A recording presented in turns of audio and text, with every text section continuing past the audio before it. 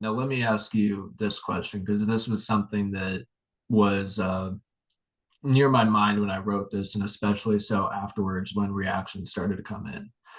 Before I wrote the article, I knew that Old Silo had an effect on people, hence why I chose to write about it. Why, in your opinion, was Old Silo and its closing so much more different than Andover, or since I'm more familiar with them in Louisville, places like Glen Mary or Indian Springs? Why was Old Silo's closure that much more hard hitting for people? Old Silo was just that much better of a golf course. These Glen Mary, Indian Hills, even the River Road Country Club down in Louisville, places that have closed, and over here, uh, those were basically green space amenities to sell to sell houses. The golf courses were piecemeal put together. They were not gyms.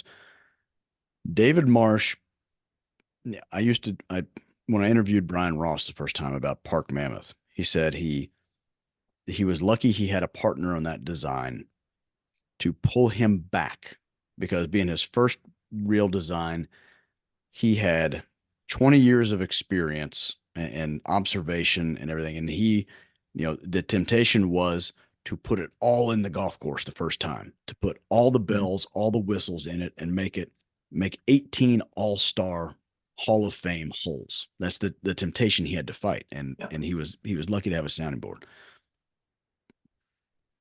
Old Silo, there was very little what you'd call spillage, very little less than spectacular at Old Silo. Yeah, there were houses there, but you couldn't really hit them with a golf ball. It was 4.5 hours of being out in nature on this wonderful landscape with these really cool holes and these bunkers, unlike, just visually, it was a golf course unlike anything anybody in Kentucky had seen, unless you Mhm. traveled kind of far and wide. And it was ours. It wasn't private. It was you could walk up, pay your money, and there you go. And so there was something, I don't know if there was and just an everyman element that people identified with being in Mount Sterling, um, the public fanfare, the recognition people like to around here. Kentucky's known for some not great things. Like yeah, we have bourbon and horse racing, but we've got some other issues Sure. that we try not to talk about as much. Everybody else gets to talk about it all the time though. So Yeah. when we Yeah. so when somebody local makes good, Kentuckians root for that person or that entity like no other. And that's what Old Silo was. It was our, hey, look at us. Look at this. We've got a great one. Um, and it just didn't, it was, I think it affected people because they didn't want to believe it was too good to be true, but it was. It was too expensive to be true in rural Kentucky. Um, so now I hope we're smarter. 20 years on, I hope we're a little wiser with our golf courses. There have been some really good golf courses built since then. Mhm. Park Mammoth, Old Stone come to mind. Some are being renovated and touched up in really smart way. We lost Big Spring was a one here was a family owned private course that got sold to be housing development. And people kind of bemoaned its demise because it was interesting golf on a budget. It was a low cost golf club, wasn't a country Yeah. club. It was just golf. Old Silo was ours. It wasn't theirs. It wasn't the rich people's. It was ours. It was everybody's. And then it just didn't last. It died, and everybody was sad. Yeah.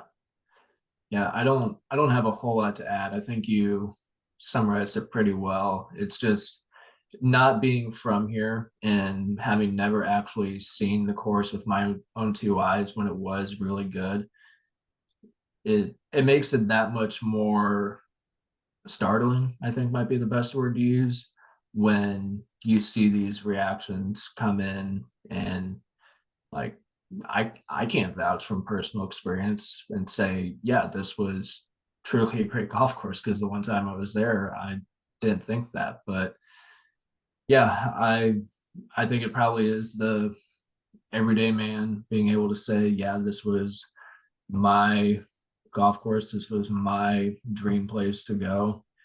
That probably that probably sums it up.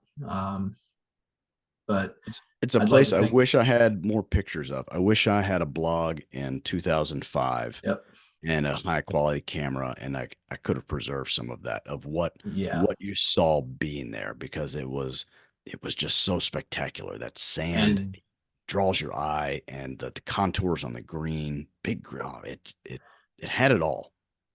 and the fact that there are so few images available of what that used to look like is that's the other thing when it came to putting this together is that, if I'm going to articulately tell this story, I've got to have some sort of visual proof to like get people who had been there to reminisce and be like, oh man, look at how good that place used to look, or have someone who hasn't been there say, oh wow, that does look pretty sweet. But there may be 10 images when you look through Google images that kind of showcase that. Otherwise it's just kind of like, well, it's a That golf could be any course. random But golf course. There you yeah. have, ladies and gentlemen, our next episode for the just completely arcane and nerdy, where we can talk about the awfulness of golf course websites, the templates, and why they're terrible with Ethan Fisher, PGA. Yeah.